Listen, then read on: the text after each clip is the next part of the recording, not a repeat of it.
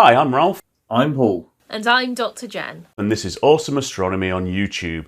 And in this show, we're going to talk about SpaceX and Blue Origin to really understand if they are actually revolutionising the space industry. But we do need your help by hitting the subscribe button and leaving your comments below so we can see what you think about this topic. Are they revolutionising the space industry? Perhaps you think they're just a billionaire's plaything. I'd love to see your thoughts in the comments below. So firstly, are SpaceX and Blue Origin doing anything different from the traditional NASA and European Space Agency approach? And the answer to that is absolutely yes. They're both showing that rockets and capsules can be developed, tested and maintained at a fraction of the cost of traditional aerospace companies. Typically big defence companies that have provided space launch and habitation for state space agencies since the start of the space age. Now, it would be unfair to blame the traditional aerospace companies like Boeing, Northrop Grumman or Airbus for having high costs. They respond to the specifications of their customer, NASA or the Department of Defence predominantly. And these government bodies don't like risk or bad PR, so they insist on years of modelling and testing before trials that they can't have looking like failures in front of the cameras. These companies are also hugely bureaucratic and constrained by internal processes. You could say they're the expensive, safe option. After all, they got the US to the moon in 1969 and are doing so again this decade.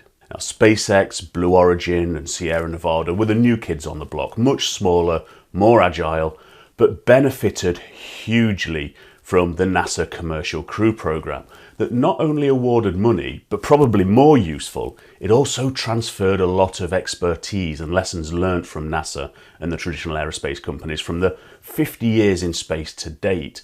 This all transferred to these new upstarts. The transfer of sensitive or commercially confidential technology to these new space companies cannot be overstated. But as their launch capabilities matured under NASA contracts, SpaceX and Blue Origin continued showing their worth and got more NASA and US Department of Defense contracts. The groundbreaking decision to go for reusable rockets was not without problems, with both SpaceX and Blue Origin having early failures. Only one booster crash landing for Bezos in 2015 and a whole series of crashes for Musk as he perfected landing on land and platforms in the oceans.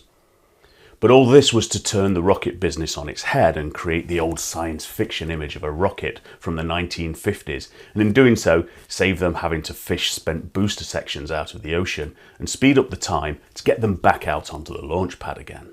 But after that single failure of Bezos, Blue Origin's second New Shepard rocket was so successful at getting to suborbital space and landing safely on the ground again that it repeated the feat in 4 more tests that took it, and a capsule, to the 100-kilometre Kármán line, the international recognised boundary of space. And although SpaceX had already demonstrated this feat in April 2014 with their Falcon 9 booster over the ocean without a landing platform, by the time SpaceX demonstrated a soft landing on a hard surface, Blue Origin had actually beaten them to it a month earlier in November 2015. Not standing still, Bezos has ploughed $2.5 billion of his own money and $500 million of the US Space Force's money into the heavy lift launcher New Glenn.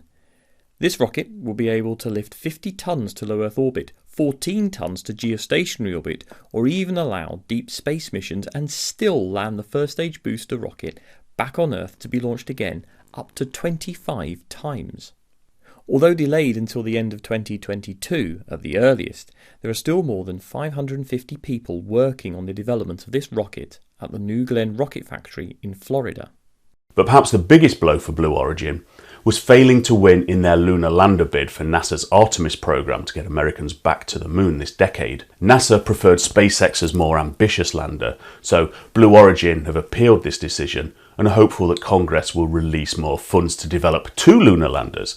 But apart from rockets, capsules and lunar landers, Bezos also has an interest in nuclear propulsion, with the Pentagon awarding Blue Origin a $2.5 million contract to design a nuclear-powered spacecraft along with the traditional defence companies Lockheed Martin and General Atomics. If all goes well, DARPA hope to try a nuclear-powered spacecraft in orbit in 2025. Blue Origin are now ready to sell seats on their suborbital ride to space following Bezos' own flight in July 2021. They're building that bigger rocket for orbital or deep space flights, and if they're successful in getting their lunar lander funded by the US government, this could presumably also be used by the paying public once the tech has been proven out. After all, they'd have a large rocket, a crew capsule, and a lunar lander. And who wouldn't want to prove that out as a technology and then charge a bundle of cash for a holiday on the moon? With a different kind of funding, including from the Sovereign Wealth Fund of Abu Dhabi and $200 million from the New Mexico government to launch from that state, Sir Richard Branson's Virgin Galactic has been well behind its initial expected 2009 maiden flight to suborbital space, and then a fatal accident in 2014 set them back even further. But Branson himself flew the first operational flight in July 2021 to 53 miles. Not the Kármán line, the international boundary of space, but the US Air Force, Federal Aviation Authority and NASA all consider pilots that go above 50 miles worthy of their astronaut wings. Now that Virgin Galactic have deposits from 600 people, these paying customers will soon be able to get their commercial astronaut wings, assuming the Federal Aviation Authority continue allowing commercial astronauts to get them. Thinking about what to do when in space, Bigelow Aerospace have been developing space habitats since 1998 with the intention of allowing NASA to, quite literally, expand their real estate on the International Space Station and for paying customers to stay in a space hotel. You'd have to get there on someone else's rocket, but to me, a stay in space sounds like a lot more fun than just 4 minutes of suborbital weightlessness. Sadly, as with many industries, COVID has forced Bigelow Aerospace to lay off all their employees, but they do intend to rehire them and continue developments when the world returns to a better place. Peter Beck's Rocket Lab builds lightweight reusable carbon composite rockets and 3D prints rocket engines at a rate of 1 a day. They're already well experienced at launching small satellites into Earth orbit, or soon to be sending them to the Moon, Mars and Venus. But they recently announced the development of a much larger reusable rocket called Neutron for interplanetary science missions and human spaceflight, maybe as soon as 2024. And the rate of development at Rocket Lab gives us a lot of confidence they might soon join the selected group of companies offering people the opportunity to get into space. So there's a lot going on in advancing the commercial spaceflight market right now. And the promises of NASA's Commercial Crew Program, of which I admit I was sceptical 10 years ago, are now bearing fruit. But of course, the most glamorous and the current leader in all of this is SpaceX, who have advanced and delivered reusability due primarily to its ambition and pace. It's now legend that the September 2008 test flight of their first orbital rocket was make or break for SpaceX. They'd failed in every attempt to launch a rocket to orbit, so nobody was offering them launch contracts. Musk was throwing money into SpaceX and Tesla, neither of which were looking like making money, just as the recession hit. So if that fourth attempt to reach orbit failed, SpaceX was going to fold. But that Falcon 1 rocket succeeded, and that success largely convinced NASA and the president that the Commercial Crew Program was worth the gamble. Musk flew only one more Falcon 1 rocket to deliver a Malaysian satellite before dropping the disposable rocket in favour of the new reusable Falcon 9. The Falcon 9, which has a booster that can find its way back to the ground and land on a launch pad to be refurbished and used again, brings the launch costs down significantly.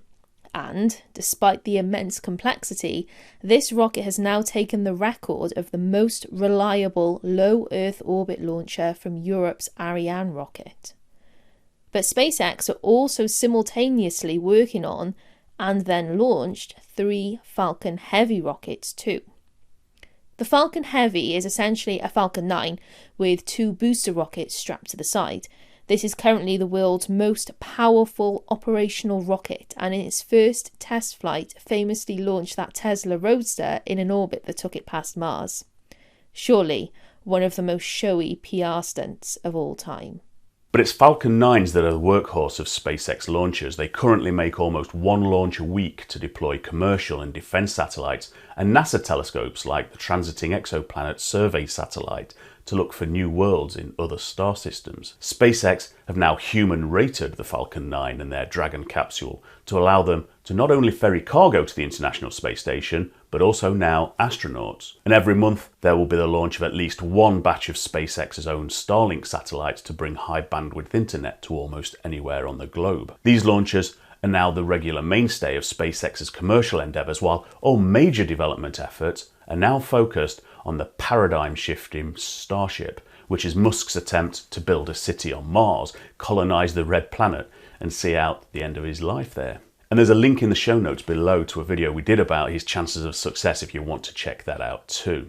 And SpaceX's Starship rocket aims to be even more ambitious and multifunctional than the Falcon 9. The Starship will have a huge payload capacity for cargo, people or fuel to allow in-space refueling. And reusability, the ability to land on any hard surface and refueling, means that Starships, if they advance beyond prototype, have the ability to go anywhere in the solar system. NASA have already awarded them funds for a moon lander, largely because of that reusability, but also because of the massive cargo capability to help them build a moon base. And if you think SpaceX were only interested in government programs and are leaving commercial human spaceflight to Blue Origin and Virgin Galactic, think again. SpaceX are now sending billionaires and their select crews on orbital flights, 3 days in space for the Inspiration 4 crew, and a trip to the International Space Station for paying customers planned for March 2022. But that's the current Falcon 9 and Dragon capsule. What about the massive Starship? Well, in 2018, they announced that Japanese billionaire and entrepreneur Yusaku Maezawa will be the first private citizen to take a flight around the moon in SpaceX's Starship. This 6-day flight could be as soon as 2023, depending on how quickly Musk can overcome the technological and regulatory hurdles in the way of an operational Starship. Maezawa opened the Dear Moon website to allow the public to apply to be among the 8 people to join him on this journey for free. Over 1 million people did, and we're still waiting to see which artists and members of the public he'll pick. Damien Chazelle, the director of the movies First Man, La La Land and Whiplash, has already been invited to join this trip, but quite wisely is still discussing this offer with his wife. But that's just the moon. The whole concept of Starship is that it's modular to allow a single Starship to get into orbit, but then after refueling by other Starships with fuel in their cargo bays, they can go anywhere in the solar system, anywhere that has a firm surface. That opens up the moons of Jupiter, comets, asteroids for mining, and the ultimate goal for Elon himself, Mars, to make humans a multi-planetary species. Only something with the payload capacity of Starship has any hope of sending the materials and people in sufficient quantities to build a city on Mars by his declared timeline of 2050. And even then, he's talking of sending 1,000 Starships there. So will he succeed? Well, we've been covering commercial spaceflight on our podcast for almost a decade, and we've learned never to bet against SpaceX, or the others for that matter. We thought they'd never return and land a booster rocket. We got that wrong. We thought they'd never do it reliably, time and time again. We got that wrong. We thought Virgin Galactic would never get their spaceplane operational. We got that wrong. By the time SpaceX tried to launch and land a full-up Starship, we were starting to learn the error of our ways. And though each step gets ever more ambitious, we're getting more confident that none of these impossible feats are actually beyond the ability of a driven individual with an agile company and all the money that they need. And Starship can also be used for flying from city to city like a rocket-powered jetliner. Only this travels so fast that most long-haul flights would take less than 30 minutes, and nowhere on Earth would take longer than an hour. Of course, this is risky stuff for a rocket to take the place of the safest mode of transport. You'd have to take a SpaceX boat to and from a sea-based launch and landing platform so the roar of the engines doesn't exceed the permitted decibel levels near land. Oh, and so a mishap doesn't cause damage similar to a small atom bomb. So we find ourselves wondering what links Musk, Bezos, Branson and Beck.